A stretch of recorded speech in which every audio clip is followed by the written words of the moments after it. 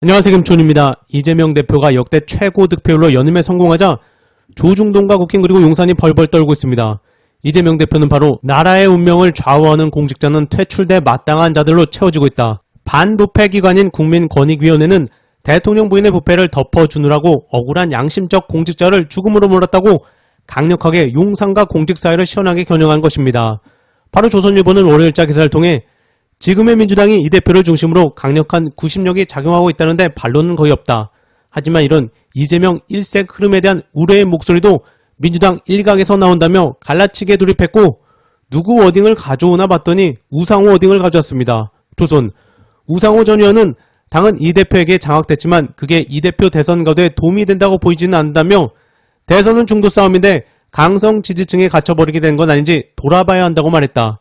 그러면서 조중동이 일제히 주목하는 것이 사법 리스크 운운하며 오는 10월에는 이 대표의 선거법 위반, 위증교사 혐의에 대한 1심 판결이 예고된 상황이다라고 그 부분을 증폭시키고 있었습니다. 반대로 압도적인 득표율과 함께 친명으로 똘똘 뭉친 이재명 2기 지도부를 기반으로 강경 공세가 예상되자 벌써부터 겁을 집어먹는 것이겠죠. 한편 조중동이 발악하는 것과는 달리 이번 전당대회가 최고인 이유가 이낙연 당대표 시절에는 수석 최고가 김종민의 엄태영, 노웅래, 신동근, 양양자가 최고위원이었던 것과 비교하면 완전 달라졌고 앞으로 나아가고 있다는 것입니다. 한편 이재명 대표가 영수회담을 다시 제안했지만 대통령실은 특별한 반응은 보이지 않고 있다고 합니다. 홍철호 대통령실 정무수석이 민주당 전당대회 행사장을 찾았을 뿐 이재명 대표의 제안에 별다른 입장은 내지 않았다고 합니다. 지난번에 만나보니 안 되겠는지 쪼른 것인데요. 그런데 윤통은 또 하나만한 무슨 8.15 통일 독트린에 북한이 침묵하자에 군 확성기로 관련 내용을 직접 전달했다고 생색을 내고 있습니다. 천공 독트린인가요? 급하다고 김정은한테 SOS를 치는 것일까요? 알맹이도 없는데 무슨 반응을 할까 싶은데 그냥 확성기만 틀어제끼는 수준입니다. 그런가 하면 용산, 일본 수십 차례 사과, 피로감 쌓여 2차 논란. 김태호 국가안보실 제1차장이 KBS에서 대놓고 중요한 것은 일본의 마음 발언이 논란이 커지자 자신감에 기반해 한일 관계를 구축한다는 취지라고 더 이상한 해명을 내놨습니다. 관련해서 프레시안, 대통령실은 일본이 이미 수십 차례 사과했기 때문에 피로감이 쌓여있다며 김 차장 발언을 옹호하고 나섰다. 광복절을 전후로 불거진 윤 정부의 친일 논란에 기름을 끼얹은 형국이다. 관련해서 한민수 대변인은 개인 유튜브도 이런 망언을 내놓으면 돌을 맞을 텐데 대통령의 최측근 외교안보 참모가 한 말이라니 억장이 무너진다.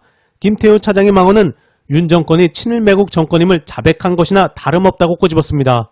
국민의 마음보다 일본의 마음을 먼저 생각하는 용산의 모습입니다. 이어서 정봉주 후보 입장 나왔네요.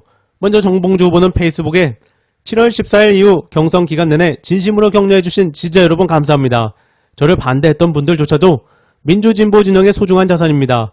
이분들에게도 진심으로 감사드립니다. 다시 뵐 날을 기약하겠습니다라고 훗날을 도모하는 글을 올렸는데요. 관련해서 최동석 소장, 민주당 정당대회 결과를 본 소감입니다. 일반 시민과 민주당 당원들의 시민의식이 이런 수준까지 올라왔음을 알 수 있었습니다. 이것은 놀라운 결과입니다. 이런 발전이 앞으로도 지속된다면 머지않아 시민의회제도 또는 국민발안제도와 같은 직접 민주주의 체제를 갖춰도 될 것입니다. 이것이 내가 바라는 스위스식 민주주의입니다. 이번 전당대회 결과는 정치인으로서의 정봉주에 대한 역량 정보가 실시간으로 퍼진 위대한 정보화 시대가 만들어낸 작품입니다. 역사의식과 시대정신에 부합하는 정치가 아니면 용납하지 않는 사회가 된 것 같습니다. 이제 다시 시작해야 합니다. 우리 시민들이 알아야 할 것은 오늘 선출된 당 지도부는 시민들의 머슴 일꾼에 불과하다는 사실입니다. 갑과 을의 지위를 분명히 알아야 합니다. 이것이 그놈 정신입니다. 그럼에도 불구하고 을이 일을 잘하게 하려면 을의 능력도 중요하지만 그보다 더 중요한 것은 갑의 능력입니다. 갑은 을이 일을 잘할 수 있도록 지원해줄 수 있는 능력이 있어야 합니다. 내가 하고 싶은 얘기는 이겁니다. 갑이 더 많이 배우고 더 많이 생각하고 더 많이 실천해야 합니다. 그래야 우리의 을인 팀리더 이재명과 팀 멤버 최고위원들이 팀워크를 만들어 완전히 새로운 사회를 창조해낼 수 있습니다. 민주당 전당대회를 성공리에 관리하고 진행했던 모든 분들을 칭찬하지 않을 수 없습니다. 고맙습니다.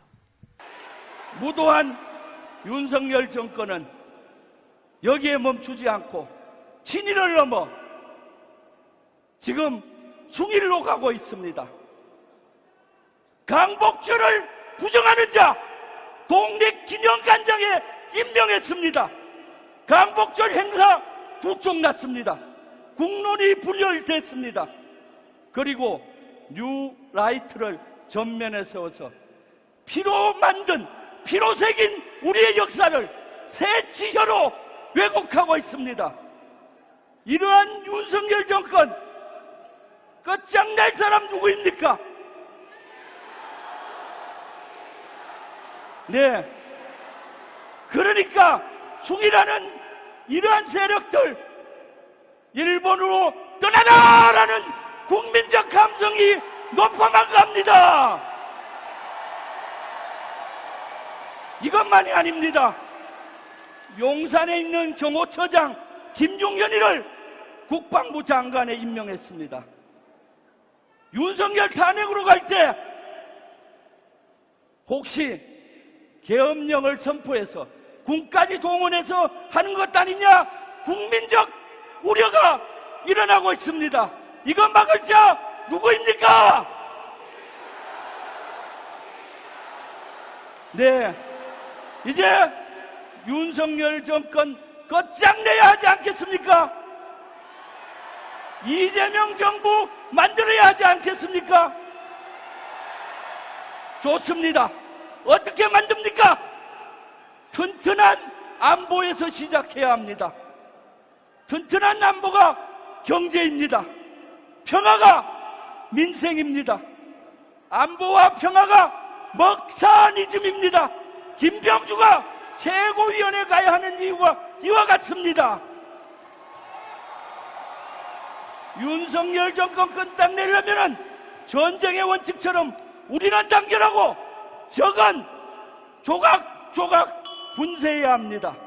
이재명 대표를 중심으로 우리는 단결하고 윤석열 정권은 조각조각 공격해야 됩니다. 정치, 경제, 외교, 안보 공격해야 합니다. 그래서 저들의 지지를 추락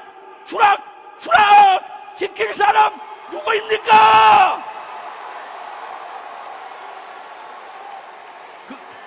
그리고 이재명 정권 만들기 위해서, 정부 만들기 위해서 차곡차곡 준비할 사람 누구입니까? 김병주가 하겠습니다. 이재명을 지키겠습니다.